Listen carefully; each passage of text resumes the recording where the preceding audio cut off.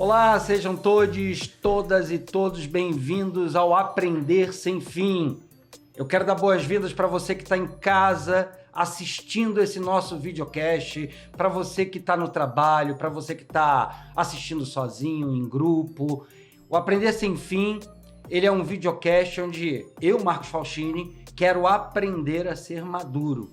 Nosso país, nos próximos anos, atingirá a marca de ser o 5º país mais velho do mundo. Nós estamos preparados? Eu não estou. Eu quero aprender sobre isso. E aqui nós vamos conversar, eu vou conversar com pessoas incríveis da cultura, da economia, da arte, da publicidade, conversando sobre vida, desafios sociais, grandes histórias, pequenas histórias, para a gente aprender sem fim, né? A ONU diz que aprender ao longo da vida deve ser algo contínuo. E aqui nós vamos aprender juntos como o nosso país pode se preparar para a longevidade e que dicas você pode usar para a sua vida também. E hoje eu recebo aqui para conversar comigo nesse episódio duas grandes artistas que eu admiro muito, que eu já conheço, que são minhas amigas, e a gente vai conversar aqui hoje com elas. Eu estou aqui com a Zélia Duncan. Ei, prazer, Faustino. E com a Sônia Rosa. Olá, alegria estar aqui. E vocês vão poder conhecê-las, para quem não conhece ainda, e saber um pouco mais já já. Zélia, como é que você se apresenta para as pessoas aos 58 anos? Se você fosse apresentar hoje para alguém que não te conhece, como é que você se apresenta? Nossa, que engraçado. Caramba, eu sou uma pessoa que descobriu que ia cantar, que queria cantar muito novinha, e minha vida foi pautada através dessa descoberta, claro, junto com outras preciosas, mas essa, de cara, eu acho que foi uma das primeiras descobertas. Eu jogava basquete na seleção do colégio e em Brasília, onde eu morava, e tive que escolher entre um campeonato e um festival de música. Então, acho que eu me apresentaria dizendo que eu sou, antes de mais nada, acho que uma cantora. Uma cantora. Dentre tantas coisas, sabe, Faustino, que eu resolvi ser depois, acho que a primeira coisa foi isso. Uma pessoa que canta. Descobri que eu cantava, mudou a minha vida. Descobri, sei lá, fosse num banheiro, numa garagem. Eu comecei a procurar os lugares que tinham mais eco, né? E aí descobri que a minha voz, que tanto me envergonhava, porque eu sempre tive vergonha da minha voz grave, era confundida com meus irmãos. Eu tenho 2 irmãos mais velhos e isso sempre me torturou um pouco. Então, descobri que a minha voz tinha utilidade. Para além de ter sido... Eu tenho 1,71 m, eu cresci muito rápido, eu tinha um peitão e falava grosso. Eu não era uma pessoa dentro de um padrão. Então, cantar me autorizou, eu posso dizer, acho que com muita certeza, a existir. Olha que coisa bonita. E você, né? Sônia? Como é que você se apresenta aos 64 anos? Meu nome é Sônia Rosa, eu gosto de contar histórias e eu sou amiga das palavras, sou escritora e gosto de estar com as pessoas, principalmente as crianças, para contar muitas histórias. Que coisa linda, que coisa linda. Eu quero ser amiga dela, ela é amiga das palavras, eu quero ser amiga dela. As palavras estão tão difíceis hoje, né, de usar. Pensando assim, né, nessa notícia que a gente traz aqui, e que ainda não está discutida no Brasil, né?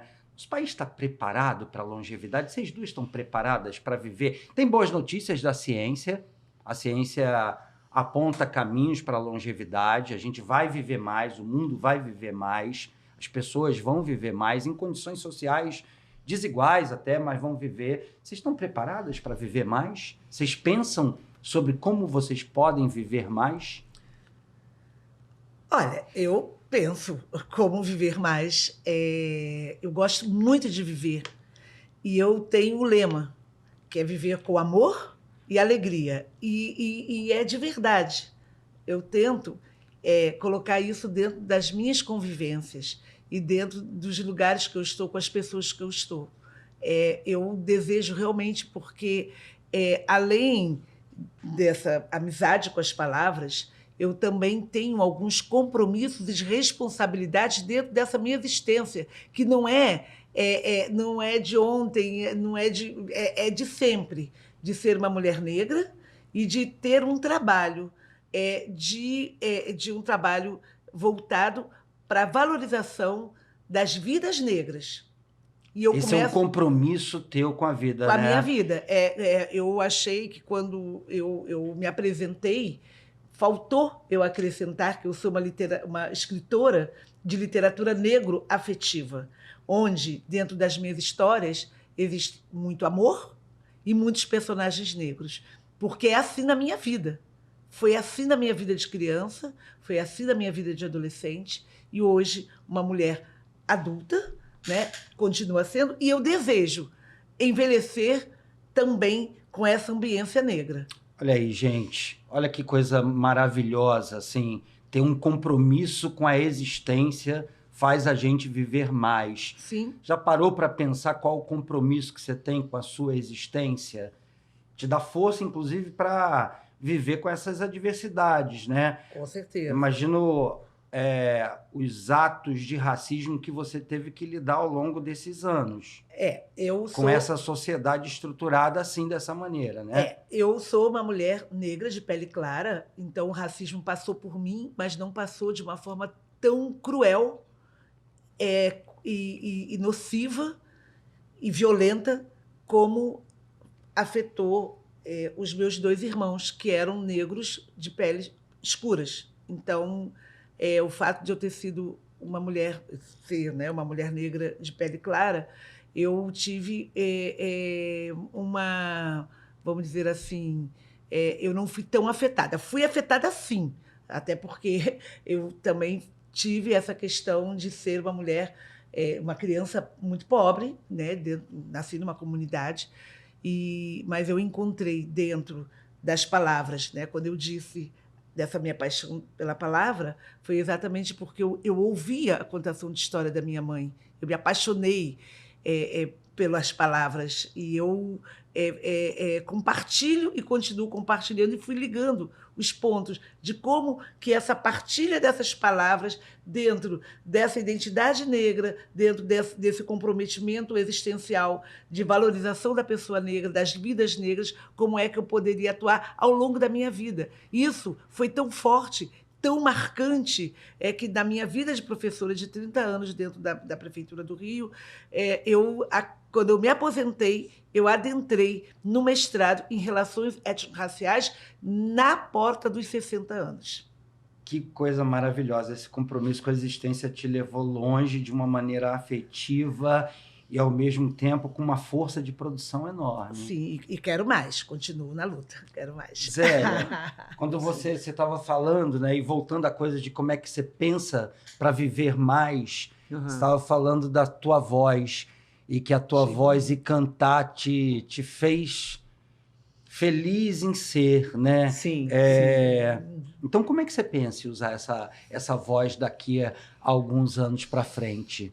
Já que você tem essa voz maravilhosa e canta, e essa capacidade de inventar palavras e poesias e músicas, chegar no coração das pessoas. Como é que você pensa essa tua mistério, vida né? Pra frente? Eu gosto mais de palavra que de música, gente. Foi a palavra que me levou, claro, descobrir a voz antes de tudo, né?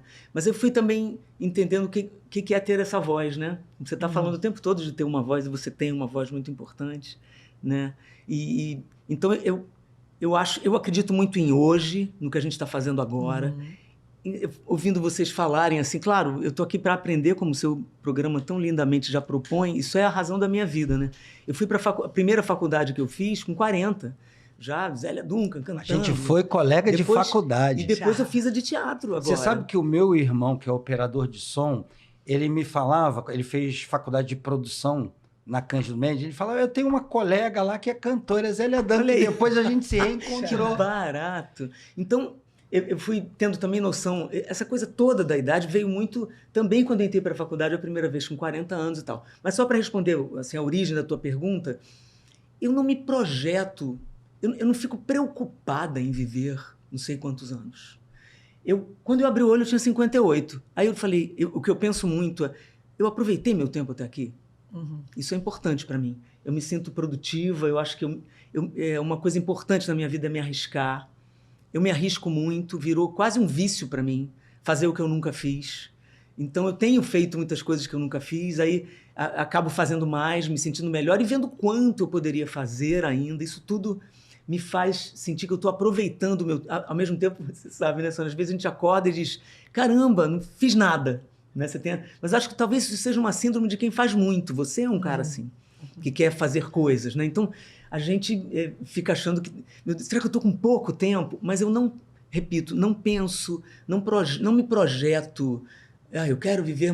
Não, eu quero aproveitar o que eu tenho aqui. Eu não sei se eu vou viver muito, se eu não vou. Já vivi um tantão, né? 50, eu lembro quando eu fiz 30, eu fiz uma letra que se chamava Inteira Pra Mim. E eu achava que era o meio da minha vida. E eu dizia, até aqui, metade eu sei que vivi. Metade da minha sorte, metade da minha morte, metade... E vou indo. Aí eu digo no final, não me interessa onde é o fim, mas que a metade que falta seja inteira para mim. Nossa, então eu não sei quanto... Né? Certamente eu já vivi mais que a metade, mas que o pedaço que falta seja inteiro para mim. Né? E isso, a minha obsessão é sempre essa. Sabe que eu aprendi muito ouvindo nessa pandemia, que eu não acredito que a gente passou por tudo isso, sofreu tanto, mas eu ouvi muito o Krenak falar. Ele é um cara que eu aprendi e sempre aprendo. Toda vez que eu olho para a cara dele, eu aprendo. E quando ele fala, me ilumina, assim. E ele estava falando, esses caras que têm muito dinheiro e que constroem foguetes e querem sair da Terra, né, que esse planeta está não sei como está, mas esse planeta está assim porque a gente fez esse planeta assim. Sim. Então a gente tem que dar um jeito. Inclusive, viver muito implica em devorar esse planeta. Como é que vai ser? A gente não tem que pensar só no que a gente vai fazer, mas o que vai ser feito para a gente existir tanto tempo. Excelente questão. Né? Se a sociedade vai viver mais, se a gente vai viver com esse modelo de sociedade vai ser destrói de todas as maneiras, a gente tem um problema social aí para resolver o problema de sociedade. Esse negócio que o Krenak fala que eu me arrepio toda vez que eu vejo, que eu procuro de novo. É como uma música para mim. As pessoas que falam coisas e escrevem coisas, eu volto a elas como uma música que eu quero ouvir de novo. Né? E ele diz, para que você quer tanto tempo na Terra? A gente precisa dar espaço para quem está chegando.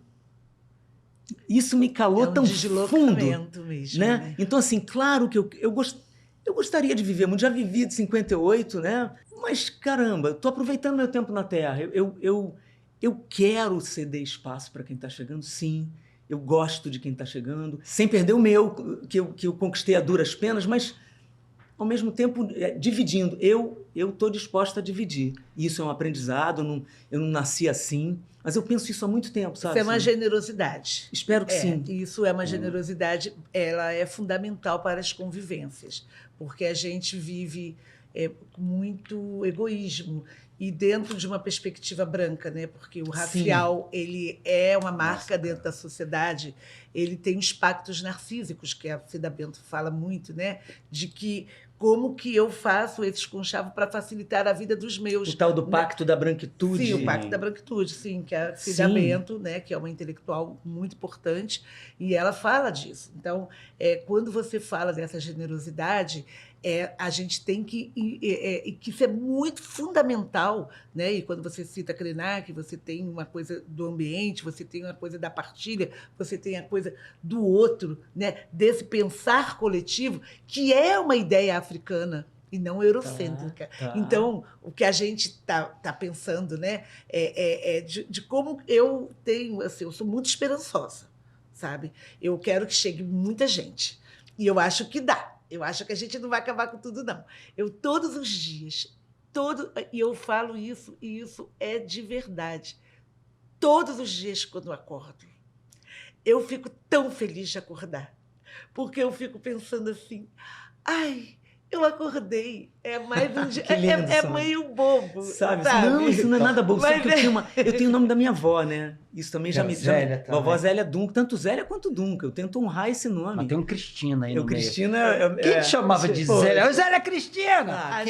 Já pegou aquela toalha? Arruma esse quarto, Zélia Cristina! Olha a loja. Aí você respondia com aquela voz, já vou. De novo. Coisa linda, gente. Mas vocês estão falando com... Né, a coisa do compromisso, eu acho isso, compromisso com a existência, não só pessoal, mas coletiva, com quem você é, de onde você vem. Sim, não esquecer. A gente saca com a maturidade isso, tá? Por isso que acho que a gente saiu falando isso na largada. Sim. Porque você saca com a maturidade. Tem coisas mesmo. que só a maturidade não traz, adianta. né? É a tal da sabedoria. É horrível. Fala assim, Tem uma sobrinha que fala assim, tia, você parece que tem bola de cristal. Eu não tenho bola de cristal. Eu tenho uma percepção. Uma percepção Já de um vivi filme que eu coisas- já vi. Já vivi A coisa gente que você... tá aqui há mais de meia hora, né? Agora Esse a mundo. Zélia também falou a coisa do estar ativa, estar presente, o que eu entendi. Mas a gente vive numa sociedade também, né? E vocês estão dando exemplos de como encarar essa existência longa. A gente vive numa sociedade que deixa invisível os mais velhos. Sim. A gente vive numa sociedade que decreta a velhice do outro. O etarismo não começa só Sim. com os idosos. Digamos que os idosos são essa última fase, né? Às vezes um adolescente olha para alguém de 40, eu já sou tiozão. Com 51 Sim, anos eu já sou sim. tiozão em muitos lugares. Já estou datado, já estou passado para alguns lugares, né? Quem fez vocês se sentirem velhas nesse sentido? Ou quem ou o quê? Vocês estão colocando e contando aqui uma alegria de viver, uma outra percepção, uma maneira de encarar a longevidade com compromisso público, com a sociedade, com compromisso com você. Eu acho. Mas a gente vive uma sociedade que decreta a velhice Sim, do outro. sim. Que situações já decretaram a velhice de vocês e como vocês se sentiram e perceberam isso e tiveram força para pensar? Eu acho que é sempre o olhar do outro que te joga num lugar ruim. De cara, né? Claro. Como você vai absorver aquilo, vai dizer quem você é, como você lida com a sua vida. Mas, sabe, é a sensação que eu tenho. Às vezes, muitas vezes é por maldade, preconceito, outras vezes até sem perceber. Te joga naquele lugar. Né? Então, Conta uma situação para a gente aprender. uma situação suave primeiro, por exemplo, na faculdade. Né? Eu entrei com 40 e poucos. E estudando em aeroporto, uma época muito mais ativa até do que a que eu estou hoje, que eu estou em outro momento, e querendo mesmo puxar certos freios. Eu estava a 1000 por hora, deu um espaço, eu falei, cara, eu vou tentar voltar a estudar, eu amo estudar. Né? Entrei. Letras, ai, que sonho fazer letras a vida inteira, quis fazer letras, entrei. Aí era um pouco diferente, porque eu era Zélia, que muita gente conhecia. Outros não, mas ali muita gente conhecia. Então, um dia eu tô lá, vem um garoto se abaixado assim, né? Zélia, dá um autógrafo pro meu sogro para mim. Bonitinho. Aí eu olhei para ele e falei, caramba, sabe? Nossa, somos de gerações muito diferentes. Mas aquilo, por um milésimo de segundo, falou, uau, é o sogro que quer o autógrafo. Não é ele. Não é ele. Aí um menino fofo. Aí eu assinei com o maior carinho e falei, capricha com a filha dele. Sabe? Aí eu fui, mas foi de um jeito suave, foi bom pra mim. Falei, caramba, eu tô sobrevivendo. A gente quer sobreviver? Sobreviver tem os seus preços. Né? Como artista, é mais difícil você envelhecer em público. Claro que é. Mas eu fui sacando isso assim sutilmente. Por exemplo, você não vai a uma cidade para cantar, Brasil é enorme, há 5 anos. Aí a pessoa vem gentilmente, leva uma foto de quanto você foi com ela. Foi um dos meus choques. Eu olhei e falei, caramba, eu tô muito diferente. Eu não tô mais assim. Aí uma outra vez, gente, uma foto minha cantando, me manda, olha que foto linda. Meu pescoço estava estranho. Sabe? Falei, caramba.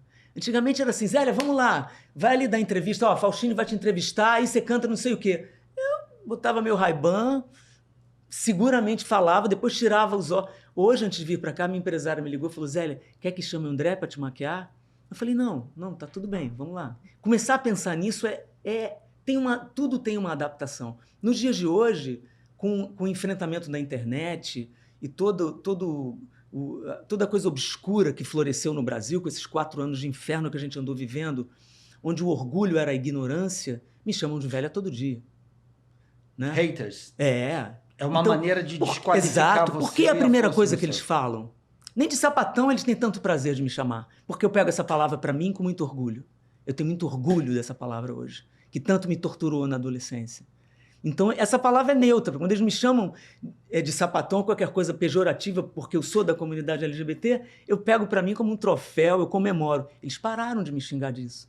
Agora, está na hora também deles saberem que me chamar de velha me faz rir deles, porque eu sempre penso, meu irmão, será que você vai sobreviver até os 58? Muito bem, muito bem. E você? Quando acontece, Sônia, Olha, essa coisa Tem acontecido. Eu vou a muitas escolas, né? Então, nesse mês de maio, eu fui ao Complexo da Pedreira, eu fui a Cosmos, fui a Santa Cruz, fui a Campo Grande, fui em vários lugares. Só que agora, né? Porque eu gosto de ir às escolas, conversar com os alunos, contar histórias, eu tenho ficado muito cansada.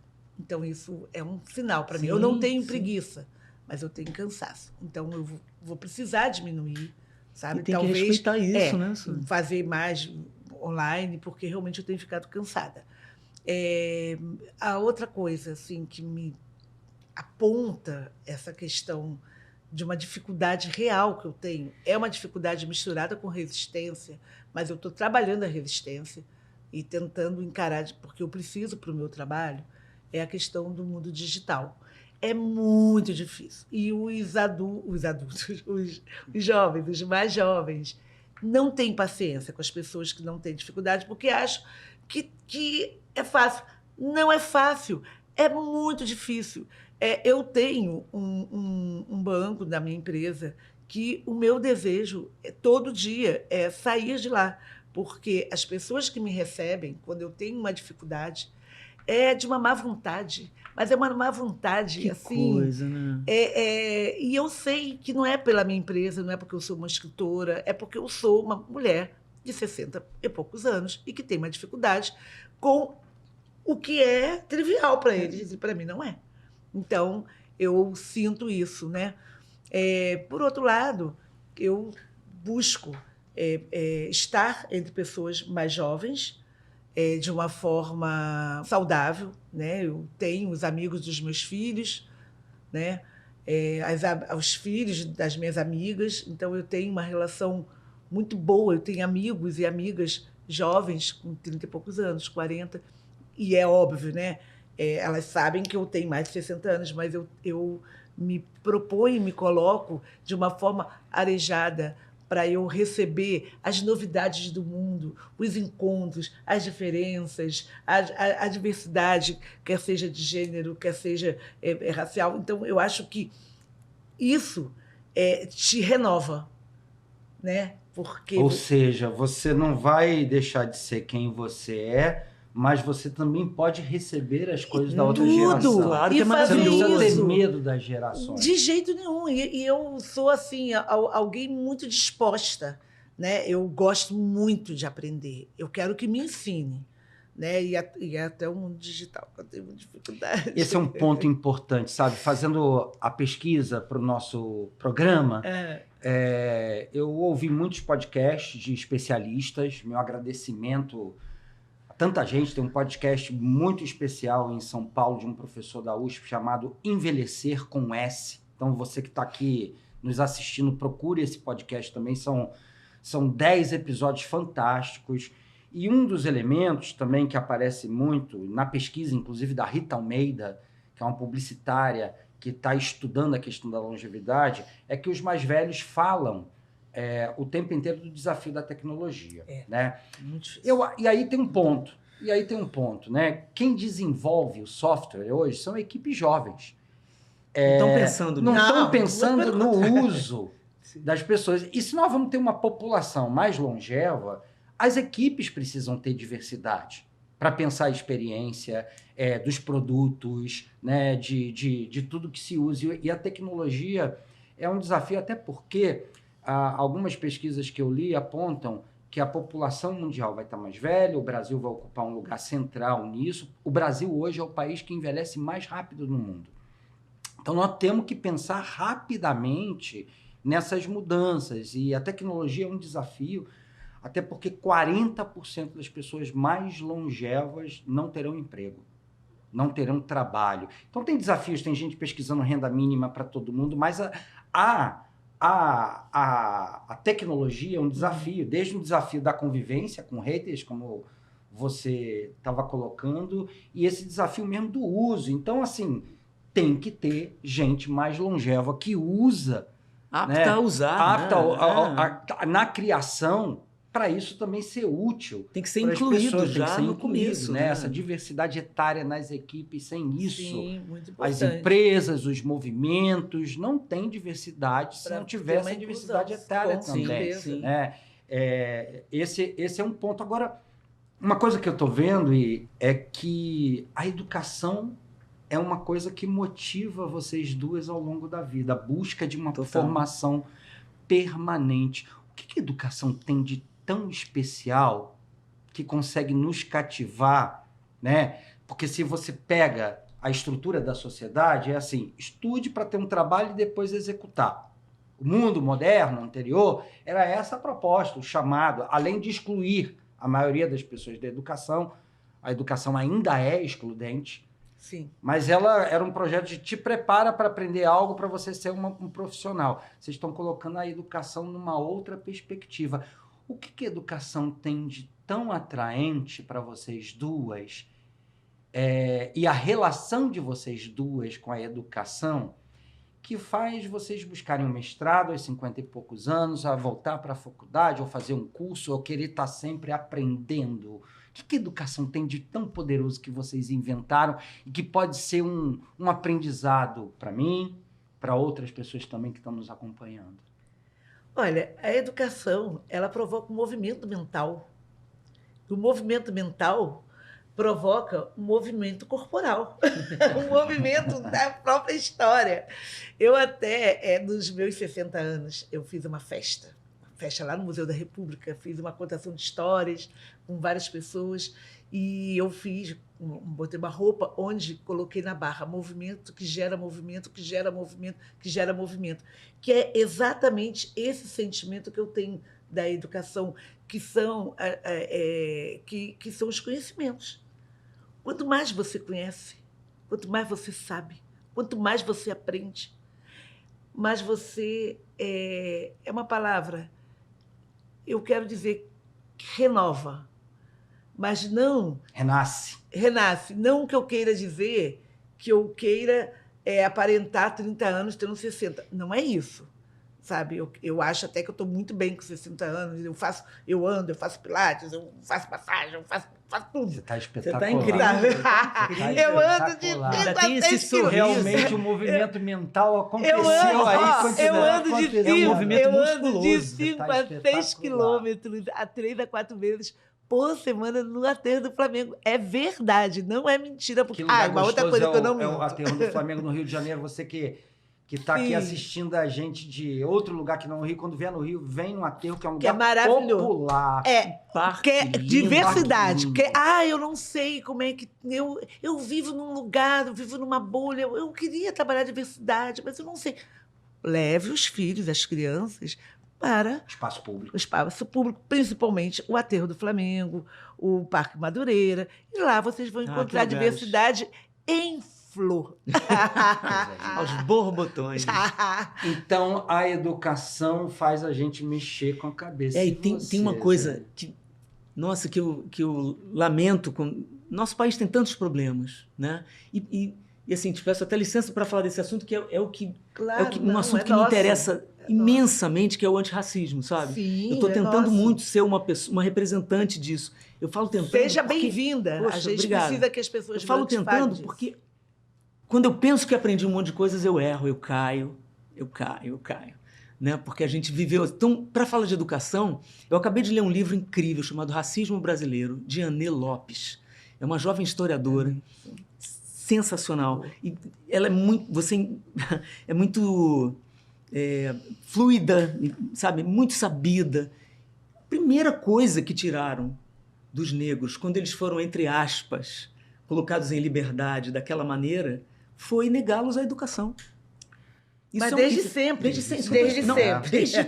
Desde o E século não XIX. só Era quando eles- proibido. era apagar a educação que já carregavam. O modo que é de muito pensar o perigoso. mundo. que tem a ver Aí com a cultura, lógico, Claro, que eles claro. traziam que a gente sabe o que é a cultura negra no Brasil, quanto a gente deve a essa cultura. Hoje em dia, sendo a pessoa que eu quero ser, eu não posso deixar de começar falando isso, né? Como é que pode, num país que por mais de 300 anos fez o que fez, depois negar a educação, estendendo a tortura, né?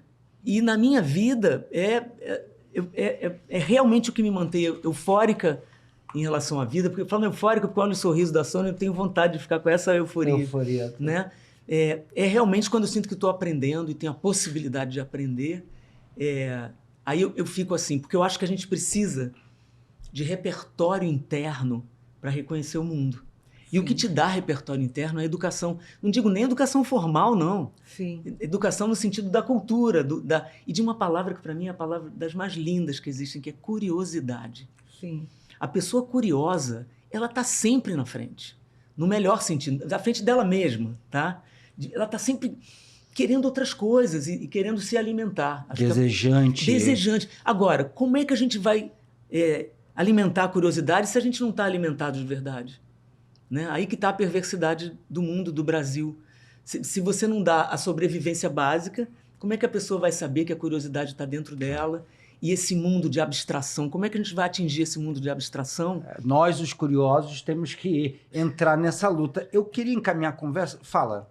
Eu não posso deixar de acrescentar, já que essa é algo que é muito caro para mim e é foco dos meus estudos. Você fez uma identificação muito importante de como que a questão da escravidão, né? Como que no pós-escravidão e durante a escravidão não teria acesso à educação. E a gente continuou nessa linha ao longo, mas a gente hoje tem as cotas. Sim, isso é muito importante, isso fez uma diferença fundamental. Muito importante. E além disso, a gente tem a Lei 10.639, está fazendo 10 anos, ela é de 2003. A 10.639, ela traz para dentro dos currículos de todas as escolas brasileiras, as públicas e particulares da educação básica, a temática, o legado, a força, a história, a valorização do que foram 5 milhões de pessoas que foram tiradas das suas terras para virem para uma terra outra, para serem desumanizados, né? Então, é muito importante que também a gente reconheça as conquistas coletivas, né? E fruto públicas. Porque a saída não pode ser, sobretudo, estudando sobre a longevidade, né? A velhice tem que ser, a longevidade tem que ser um projeto coletivo. Né? E às vezes me incomoda muito que o mercado, lendo, estudando, pensando, algumas saídas são individuais. Então, cuide de si, pense só em você. Nós temos que nos dedicar, né, às conquistas públicas. Sim. Entendê-las como nossas, né? Isso. Uma vitória pública é uma vitória de todos nós. Sim. Mas, assim, se a gente fala que a velhice, o amadurecimento é completamente invisibilizado, né? Vai sendo descartado, é o padrão da sociedade. Negro, a coisa complica. Complicar, mas assim, como é que é a velhice LGBT nesse cenário todo? Que luta é essa que a gente tem que aprender para poder colaborar? A luta começa lutando contra a invisibilidade, né? De um modo geral, já é assim, né? A mulher, por exemplo, lésbica, ela masculinizada, principalmente, sofre de uma invisibilidade grande e quando vai envelhecendo, né, só piora num certo aspecto. Mas existe... Eu acho que a gente está num momento da vida de maior possibilidade de consciência. Verdade. E a consciência é um caminho sem volta. Em todos os sentidos. Até se você quiser fingir que não tem, aquilo vai te pesar em algum lugar. A consciência não é fácil porque ela significa responsabilidade. Você ter responsabilidade sobre o que você entendeu.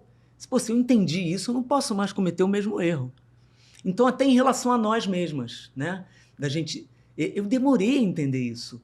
O orgulho, né? Às vezes eu via certas pessoas lutando, mulheres lutando, né? E falando, se expondo. Eu, que era envergonhada, tinha medo de ser quem eu era. Eu dizia, para que falar isso? Esse discurso não era meu. Era de quem não quer que a gente exista. Que tem uma coisa assim, até com quem diz que aceita. Eu aceito você. Mas, não precisa pegar na mão, né? Pra que vai dar um beijo na sua namorada aqui? Sabe? Tudo bem, eu te aceito, mas fica quietinha. Eu acho que isso aí, até a nova geração... Né? Não é? A nova geração já me ensina Aceitar não é gerar direito, né? Não, claro que Aceitar não é gerar direito. Não. Aceitar pode... Às vezes é aceito, mas esconder. fica esconder. Às vezes é esconder. Aceitar não é gerar Aceita direito. como? A gente tá... Tem toda uma campanha que é assim, você aceita as pessoas trans, mas quantas delas convivem com você na sua casa? Quantas delas você convida para o seu aniversário? Né? Você vai querer no seu Natal? E não só na sua vida privada, quantas Não, delas você luta para ter assume, espaço. Exato. Né? Exatamente. Porque eu acho que a vitória pública, um aprendizado que eu já tive na vida aos 51 Sim. anos, né? Numa vida de cultura, de gestão, que as conquistas públicas são mais importantes do que qualquer coisa. Eu tento sempre pensar assim, cara, isso vai ter um efeito público num país tão desigual que a gente tem, onde eu devo colocar a minha energia. Sempre que eu entro num trabalho, eu penso nisso, assim. Nunca mais consegui deixar de pensar nessas coisas. Não estou dizendo que sempre eu estou colaborando, eu adoraria. Mas nunca mais eu consegui entrar num lugar sem olhar as pessoas que estão ali, como estão os negros, as negras, Sim. os LGBT. O que está acontecendo? Não consigo, virou um... E é engraçado, gente, eu me culpo, sabe, Sônia, que eu acho que eu demorei até. Embora eu tenha sido uma jovem preocupada com essas coisas, eu estava preocupada em cantar, em viver do que eu fazia. Eu descobri que a minha orientação sexual, junto com o ano que eu comecei a cantar. Com 16 anos, foram 2 descobertas muito fortes para mim. Eu comecei profissionalmente aos 16 e eu estava nessa descoberta toda. Então, era muito repertório para uma pessoa só. E hoje, aos 58, eu vejo que eu era uma criança assim. E eu queria dar conta daquilo tudo. Mas então fui nessa luta, tentando. Mas foi na outra campanha eleitoral, um pouco antes da gente se conhecer até, que eu comecei a entender como eu deveria, e principalmente, eu queria participar. Me expondo. Porque o artista tem uma questão aí, né? O artista tem por princípio precisar ser amado. A gente precisa ser amado. A sua escrita, o que você tem que ser amada para você ter os seus cúmplices, ter o seu público. Aí, de repente, você começa a falar coisas que aquele público que devia te amar mostra que está te odiando. E aí? Aí eu virei... É engraçado, porque eu também não tenho essa intimidade toda com a internet, mas foi a internet que me deu o frescor. Te renovou. Me renovou. Por quê? Não foi por causa da minha música só. Foi porque eu falei, eu não vou me calar só porque eu preciso ser amada. Senão eu vou virar um rato. Eu tinha essa impressão. Quem tiver que... E também entendi com o passar. Que decisão importante, hein? E difícil, que sabe? decisão importante. E aí os colegas... Que a maturidade dá. Só a maturidade dá. A maturidade, Exatamente. a sabedoria. Hoje, Você não faz isso hoje. Não, você quer ser amada a qualquer custo. Às vezes. Colegas me ligam às vezes para dizer, Zélia, me disseram isso, o que eu faço? Zélia, e eu falei, respira. Quando te mandam uma mensagem... Eu aprendi também com o tempo. Quando te mandam uma mensagem de ódio, é uma frase solta de alguém que nem assina o próprio nome, que não vai ouvir a sua resposta. É um rato. Bloqueia e segue. Não, o mundo Diz não é um mundo. É uma pessoa que significa uma parcela desse mundo. Mas eu entendi também outra coisa.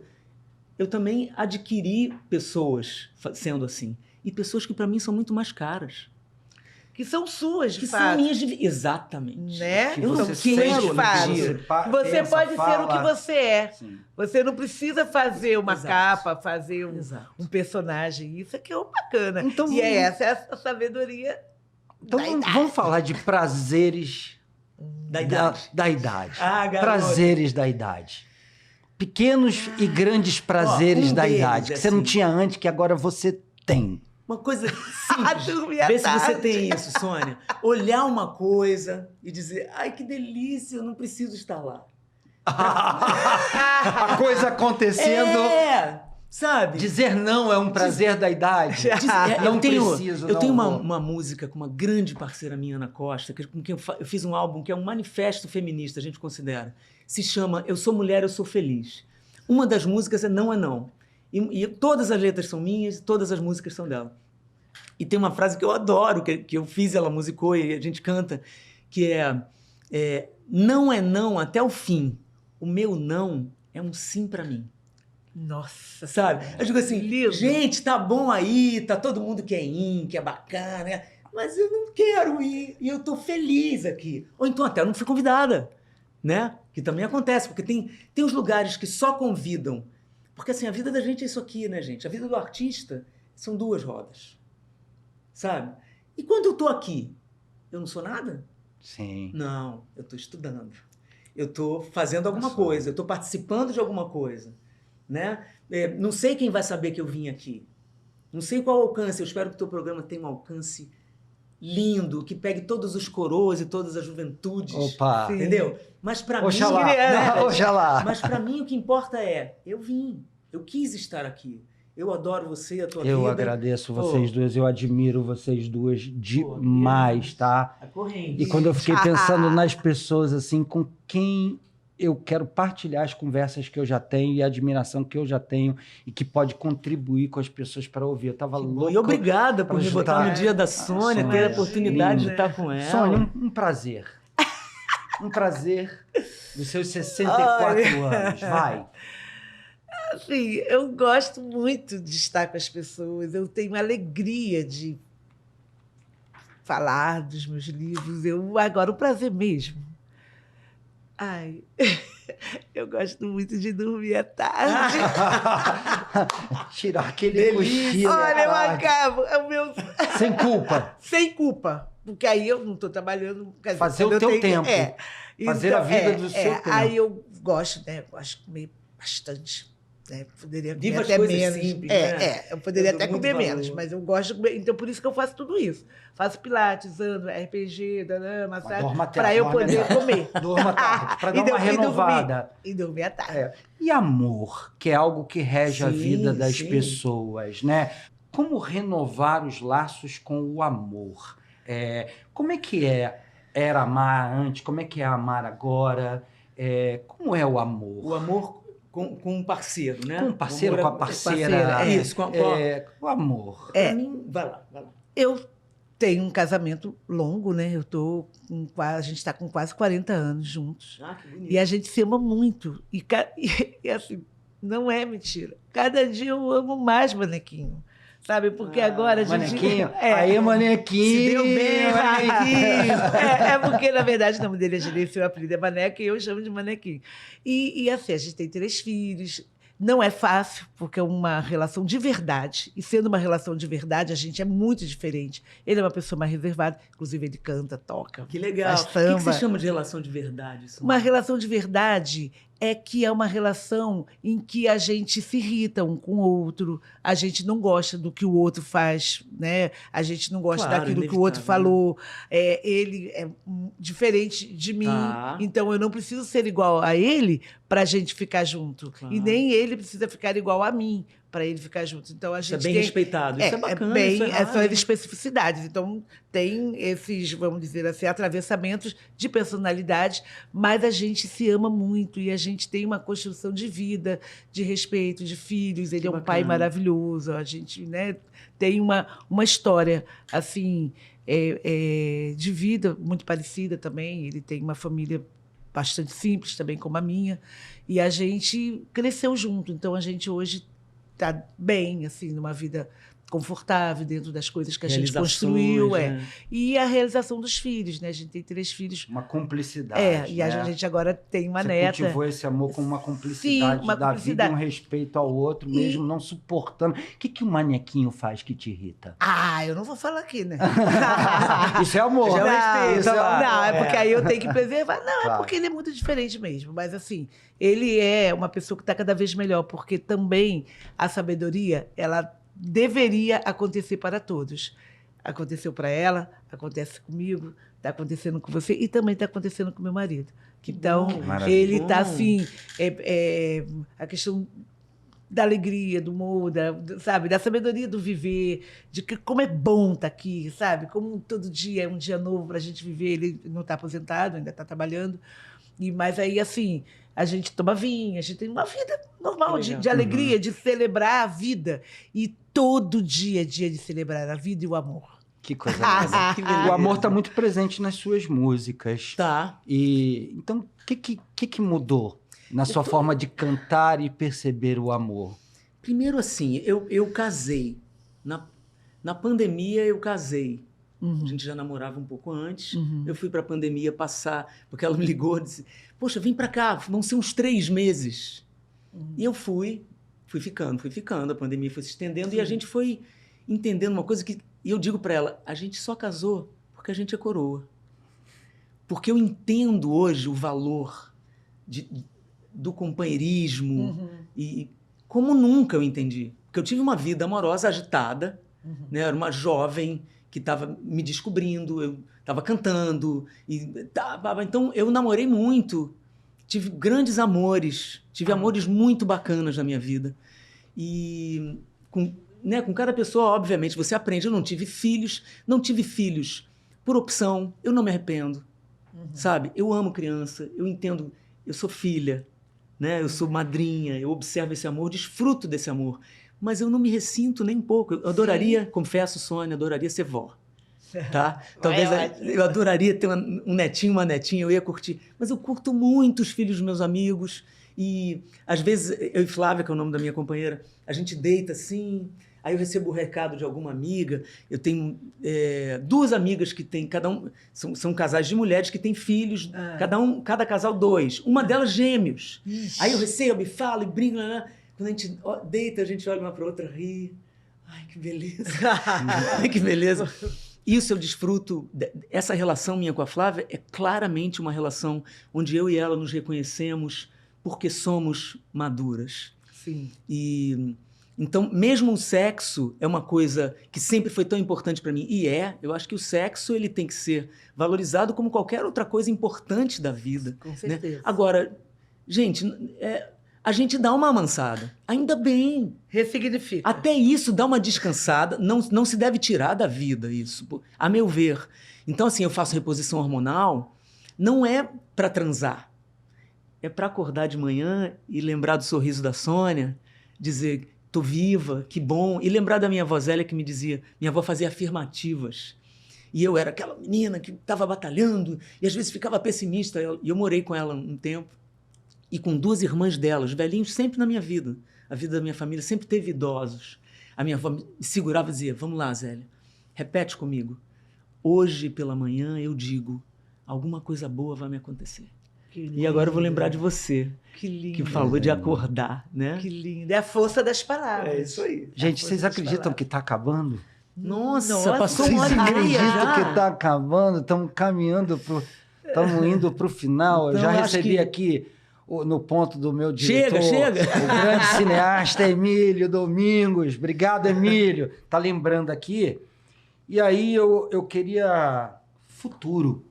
Queria, assim, vocês são ativas, cheias de energia, produtivas, criadoras, amorosas. Vamos falar de futuro, que a gente... Quero saber de vocês, como é que vocês estão pensando no futuro de vocês? O que vem por aí de vocês duas? O que vem por aí? O que vem já está vindo, né, para mim. Isso tudo que a gente falou aqui para mim é o meu futuro, sabe? Cada vez mais pensar nesse coletivo, entender que eu não vou ser feliz se eu não estiver pensando nesse coletivo, ligada nisso, na luta antirracista, na luta anti-homofobia, claro, e todos os preconceitos. Isso aí tá super na minha vida.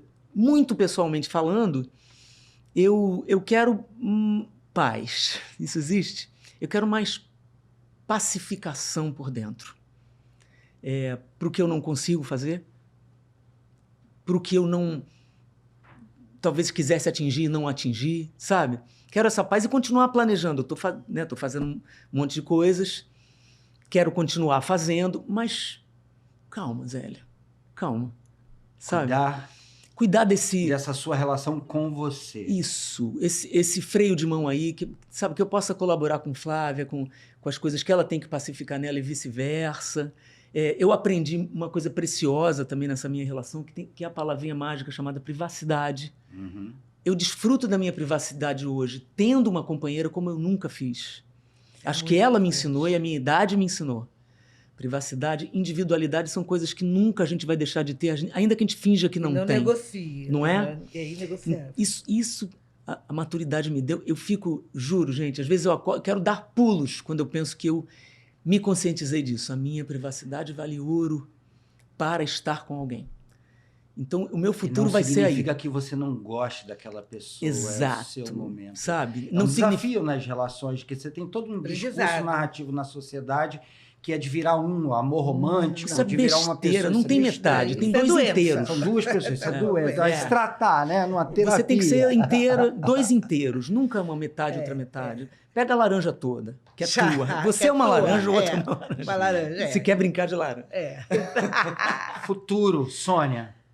Então, eu quero continuar fazendo esse trabalho junto às escolas, junto às prefeituras, às secretarias, porque eu tenho viajado bastante para falar do letramento racial, né, como a educação tendo essa possibilidade de trazer esses saberes para dentro das secretarias de educação, para dentro dos currículos, para dentro das escolas, né, e contando as minhas histórias, trazendo os meus livros com protagonismo 60 negro. livros você já fez. Que beleza, hein? Mais de 60.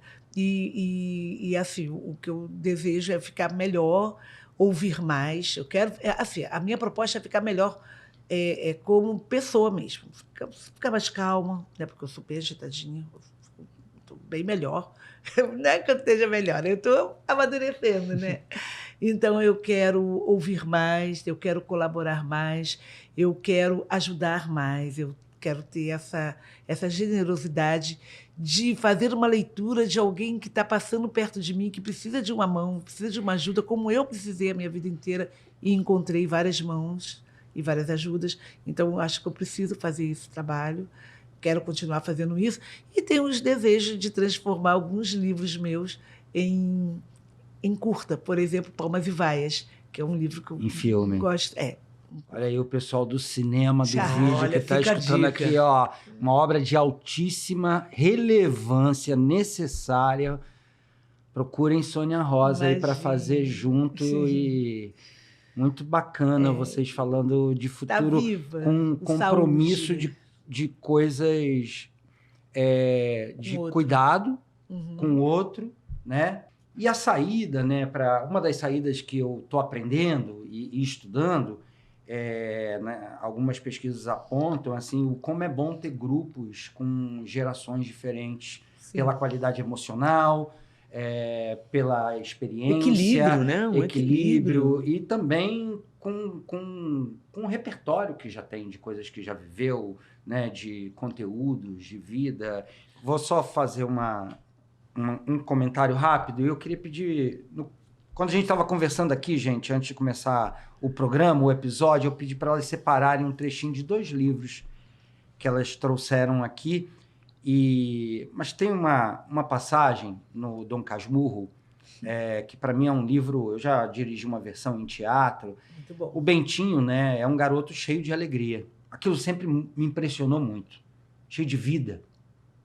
E a alegria de Capitu faz ele vibrar ainda mais. Bentinho conversa com árvore.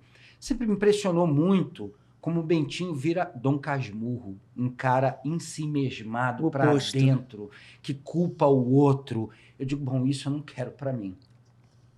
Verdade. Eu não quero ter essa mudança. Eu acho que vocês apontam caminhos aqui, né, dessa alegria de viver com compromisso, com a realidade, com a sociedade. Não esquecer lá de não trás esquecer daquela o que aconteceu, um compromisso com você, em negar coisas e ver, compromisso com a sua existência. Eu acho isso muito poderoso. Assim. Uma coisa que eu não quero ser é o Dom Casmurro, que fique o Bentinho em nós, uma grande obra da literatura brasileira, e que é dada para a gente na escola, sem nenhuma mediação. Dá para discutir longevidade com a escola. Tá aí Dom Casmurro. E vamos libertar a Capitu. Dá para reorganizar os repertórios da escola e pensar longevidade, pessoal. Tem material. Isso não é um tema muito difícil de especialistas. Eu queria pedir para vocês lerem esse nosso trechinho, que estamos caminhando para o final, que vocês escolherem, e falar o que quiser.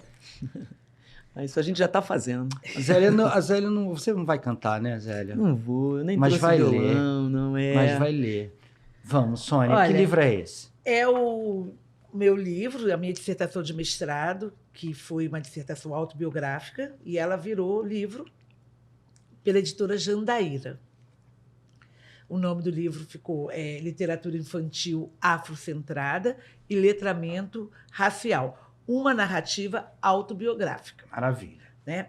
Então, eu tenho meu primeiro livro de literatura, que é O Menino Nito, e que foi um diferencial na minha vida. E eu começo a minha dissertação de mestrado o começo do livro. Então, de mãos dadas com um menino.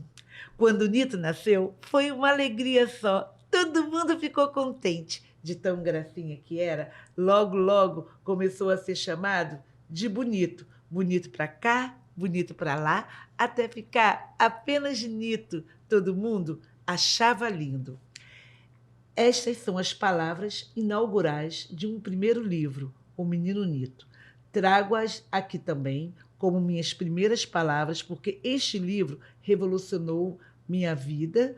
Por meio dele, ampliei minha percepção do mundo, adquiri novos conhecimentos, ganhei novos amigos e me tornei uma escritora de literatura infantil afro-brasileira. E aí, continuo, lindo, né? Lindo. É a minha dissertação de mestrado. Reconhecimento do que essa sua criação fez Sim, com você. Sim. Isso é importante, fortalece a gente. Onde te né? leva, onde leva os Reconhecer outros. as suas realizações ao longo da vida. Sim, sim. E o poder que ela tem para que você se reconheça na sociedade, seu papel. E assim, aqui tem, né, junto toda a minha história, principalmente a presença da minha mãe, porque são os mais velhos, né? A gente está aqui falando dos mais velhos. E essa coisa, né? Escute o que a mãe está falando, escute o que o pai está falando, né? Escute o que uma avó está falando. Isso tem uma força para a vida inteira. A minha mãe falou uma vez Direitinho. Minha mãe falava assim: minha filha, você vai vencer. Palavras têm força. Olha, que bonito. Célia, minha amiga. Meu amor, vamos lá. O livro se chama Benditas Coisas Que Eu Não Sei, que é uma frase de uma música minha da Martinalha. E tem tudo a ver com o que eu penso mesmo. E um pedacinho de um capítulo que fala da voz. É um livro de memórias e de impressões, de conversinhas. E, como vocês viram, a voz é muito importante para mim, todas as camadas da voz. Nossos sonhos são voz. Ela é filha do vento, produzida pelo ar dos pulmões, nosso fole particular. Ela sopra nas pregas vocais e, para isso, precisa de músculos, cavidades e nervos que trabalham pelo som. Cantar não estava exatamente previsto para o ser humano. Fomos além quando começamos a entoar. E, segundo o mestre Luiz Tati, todos entoamos, porque o canto nasce na fala. E nas entoações do que dizemos moram melodias. Falada ou cantada, a voz é um presente que temos para dar ao outro. Um presente incorpóreo, o mais belo instrumento, inspiração para todos os outros que foram inventados pelo desejo de alcançá-la. A voz é quem a contém e nunca poderá pegá-la nos braços, lustrá-la, esfregá-la com a mais fina seda para que brilhe sempre na sua potência máxima e seu estímulo mais sutil. Coisa linda, hein? Olha, gente, esse é o Aprender Sem Fim. Nosso videocast, onde eu busco aprender com mais velhos e mais velhas como a gente no Brasil vai encarar a longevidade. Foi uma alegria imensa, um prazer enorme ter vocês duas aqui hoje. Eu admiro vocês, o trabalho de vocês, a força de vocês, a coragem de vocês.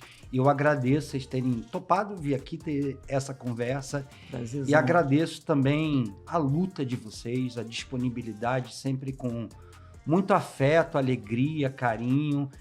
E que seja muito longa a jornada de vocês, tá?